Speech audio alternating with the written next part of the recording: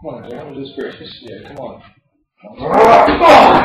Breakfast takeover! Come on, Dan. I'm trying to wait for you here. Where are you? We're taking over the British Fist! You're going down! See, where are those? Who the fuck were the guys? We gotta get our damn channel back in day. Let's do it. Let's go. Welcome back, YouTubers. I am Mr. Parkin, half of the Breakfast are back! It's one half British Fist, MJ. Ain't no one taking British Fist from us.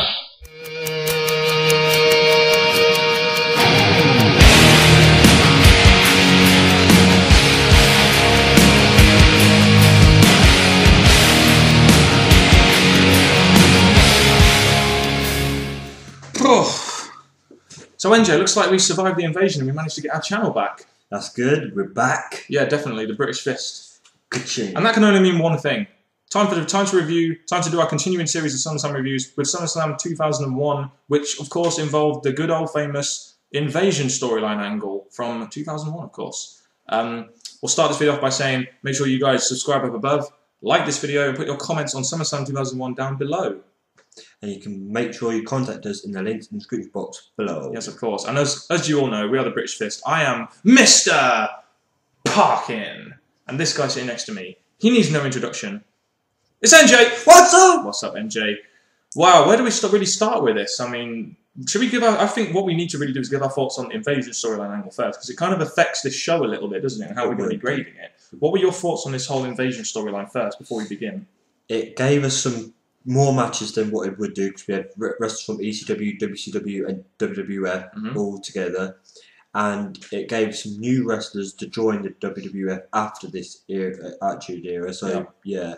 I will say that this storyline angle, going back to it, I thought it would be a classic WCW versus WWF thing. That's what most people thought. The only trouble is that WCW, they didn't sign enough WCW talent for this. You had the top talent, you had Booker T, maybe DDP, and you know, some others, and most of them were really jobbers, which kind of made this storyline a bit unbelievable. The fact that these guys could actually invade WWE or WWF at the time and actually be believable contenders, which kind of made this a bit stupid, in my opinion. Yeah, most of the wrestlers that they did give us weren't the greatest of wrestlers, no. No, and it's really stupid how later on, through like 2003 and 4, they introduced people like Goldberg, Scott Steiner, who were originally signed with WCW. Why couldn't they just use them for this angle? But there you go. Shall we start off with this SummerSlam review then, NJ? Just go for it. Right. First of all, I just want to say, we had Paul Heyman on commentary. I just want to get that out of the way, because I hated Paul Heyman on commentary. He was really loud and out there, I'll give him that, but he was annoying with some things he said. Not as annoying as Michael fucking Cole. No. But to open the review and the SummerSlam, we had an Intercontinental Championship match between Lance Storm and Edge. Now, this is your kind of typical mid-card match. You want to open the show. The match itself I thought was very good. I know you have different opinions on this, though, because you didn't really like Lance Storm, did you? No, I wasn't really a fan of him. He was one of the ones I thought, man, there's nothing too great about him. But he is good at athletic and he's good at working a match as well. I mean, he's a very accomplished wrestler, and he really did work a great match of Edge and help Edge get over right after the time when he sort of won King of the Ring and was really establishing himself as a singles wrestler as well. That's true. So for me, this was a good match. It got Edge the IC Championship, which the right guy won, in my opinion. And everyone's over Edge. Everyone loves Edge. So for him to win the opening match and become the new IC champion, I think it was great opening. And it got good time as well. I think it went about 12 minutes. It got very good time. So in overall, I think this is a very good opening, in my opinion. I agree. Yep. The next match we had is Test and the Dudleys versus Acolyte Protection Agency and Spike Dudley. Now my question here is, why couldn't they have just made it the Dudleys versus APA? It would have been a great tag team match to see. I really would have liked to have seen that match. Why did they need to introduce Test and Spike, really? I guess Test, I'll give him Test. Test needed to be on the card somehow. Yeah. And if he's involved with the Acolytes, then fine. But Spike, I know he's with Dudleys and they've fallen out, but again, Spike's not going to do much. It's another example of these invasion storylines getting put into matches seemingly forcefully and kind of ruining what we could have had, which was a Dudleys versus APA match, which was two great tag teams at the time. You know, probably two of the best tag teams we had at the time in a match together, which I would have loved to have seen. That's true. That would have made a perfect match, second match on the card. Definitely. Test won the Test and the Dudleys won the match after Shane McMahon interfered for Test. Really funny how in these last two SummerSlams, SummerSlam 2000, I think, or SummerSlam 99, Test was against Shane, and all of a sudden he's on the same level as Shane. It's kind of weird, but I'm just saying, just from looking back at other SummerSlams. Yeah, that's true. The Alliance win this one, and that really leads us into our next match, which was Tajiri versus X-Pac. You know, this is when they were trying to combine the Light Heavyweight Championship and the Cruiserweight Championship, and I think WWF realised that the Light Heavyweight Championship probably didn't have the kind of draw it needed, and the Cruiserweight title was probably the better way to go. And we had X-Pac versus Tajiri. And the match itself, I'm going to say, for this Cruiserweight kind of match, it was good. Even though I think the downgrade for X-Pac, because Tajiri's not the best of wrestlers there are, but it still did its job. We still got the titles together now, basically. X-Pac was very hated at the time. He got a lot of boos, you know, considering before he was in D-Generation X, this real big face tag team, which we've seen in the past SummerSlams. For me, you know, it wasn't a bad match. It did its job. It wasn't the best match. We saw some decent spots, some good work from X-Pac and Tajiri. But it just basically, the job of this was to get the Cruiserweight title into WWF afterwards, so they could have that and create a Cruiserweight division from it afterwards, using WCW stars. That's true. Or ex-WCW stars at the time. I quite like how the way it ended. We had Albert coming down to the ring. Without his spandex on. It's different. Thank God. But I think he ended up getting breath missed, and then he turns around X Factor for the win. Love that move. And now we have a TV program called X Factor. I wonder where they got that from.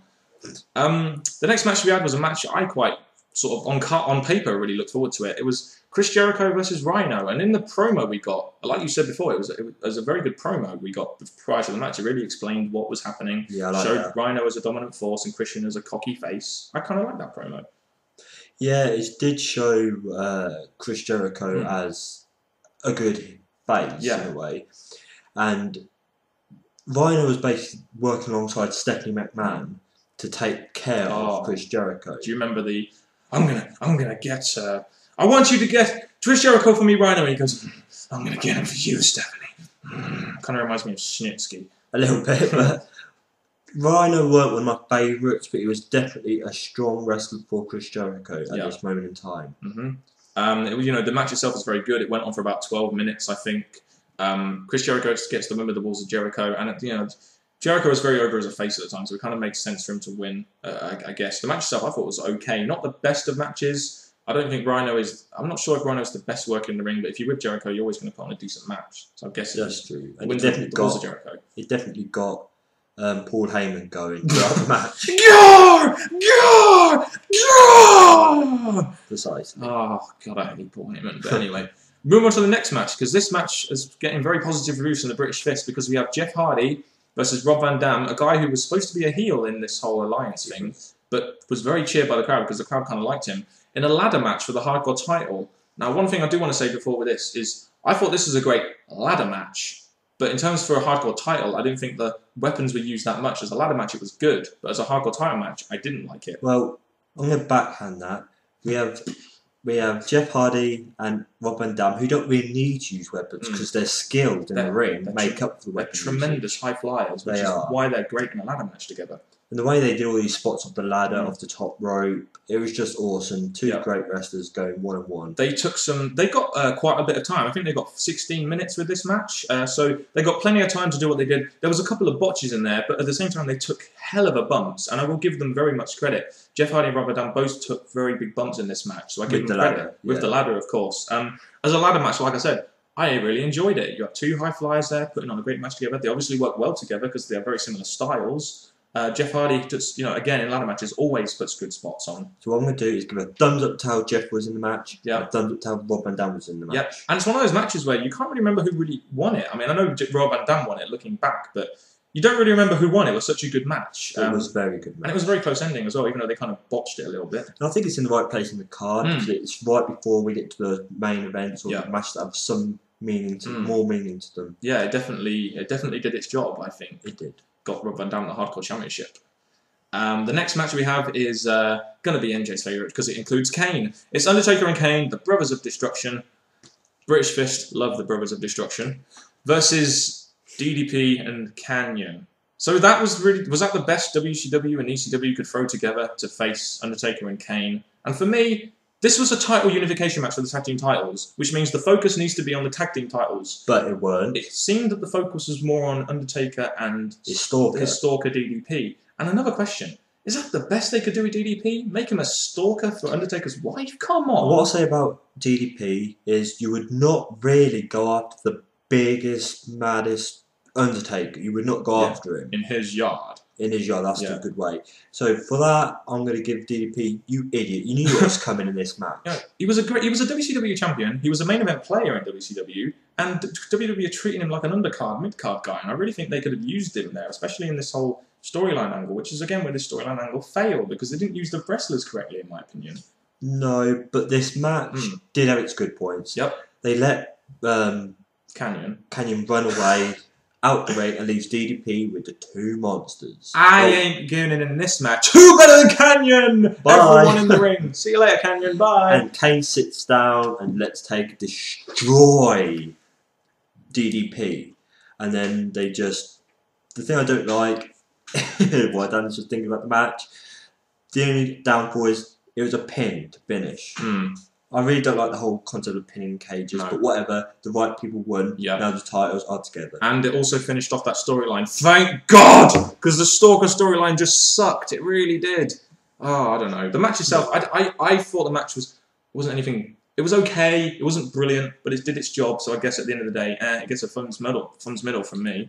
I'll say, as the storylines finish between Undertaker and DDP, it's going to get a thumbs up. Okay, you're such a cane now, can't you? A little bit like that, yes. Anyway, that moves us on to the first of two main events we got, which was firstly Kurt Angle versus Stone Cold for the WWF title. One thing I will say here, this is just for me really, I know we were talking about this earlier. Yes. Why is the WWF Championship match, you know, the title of the TV company this is actually being aired on, WWF, why is this not the main event? Surely if you're WWF, you want to be showcasing your title as the best title, which means it needs to be in the main event.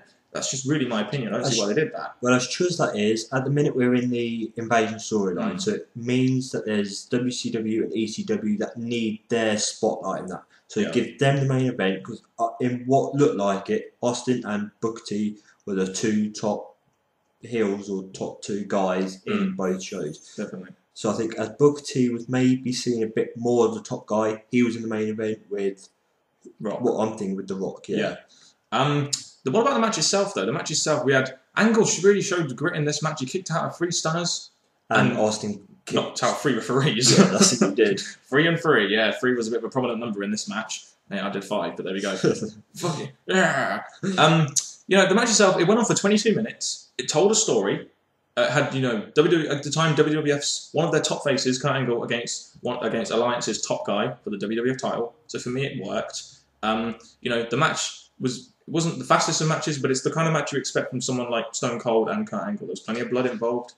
And it also finished at a point where I think it made sense because of what Austin had become, the heel guy. He just cheated his way out of winning, and Angle was furious. He really, really liked hitting referees back in those days. He did, and Nick Patrick said it was, no, that's it, DQ, you do not hit refs and get away with it. No, you ain't getting that win, Kurt Angle. I'm calling a disqualification on Stone Cold Steve Austin's ass for this. And Austin kept his title, so he got what he wanted. Yeah, and then we saw Angle putting the ankle lock on Nick Patrick at the end there. And Nick Patrick sold it well. He was like, well, it's a shame he didn't do that. Count that, you know. There we go. But the match itself was good. The ending was a bit stupid, but I guess it carried on their rivalry, which was good because it's a rivalry I really wanted to see. Kurt Angle as a rising babyface in WWF going up against Austin. At the time was the biggest heel.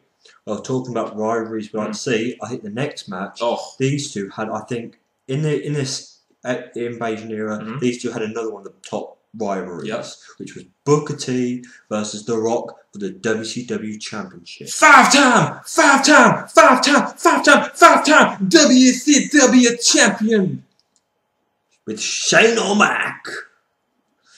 Tell me you didn't just say that. With Shane O'Mac. Tell me you didn't just say that. With Shane O'Mac. Oh, well, we've done it too much now, but oh well. But he basically helped Booker T throughout the match, and Rock he played his part well in the match. One thing I will say about this is the entrances. Now, Rock got a huge pop in this match. I missed the days of pops like this when the Rock's music went and everyone would just be up on their feet.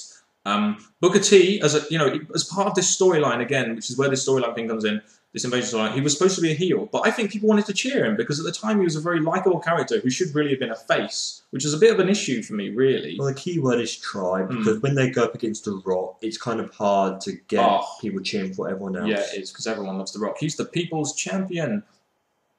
But yeah, what about the match itself, though? Let's go into the match. Yeah, like I was saying, I think Booker T had Shayna by his side, and Rock played out every attack, every counter he got really well. I thought they worked well together in the ring. I really did. They're two very similar type of guys. They can both move in the ring. They're both not huge, which is Vince McMahon's preferred type of main event guy. So I really like this.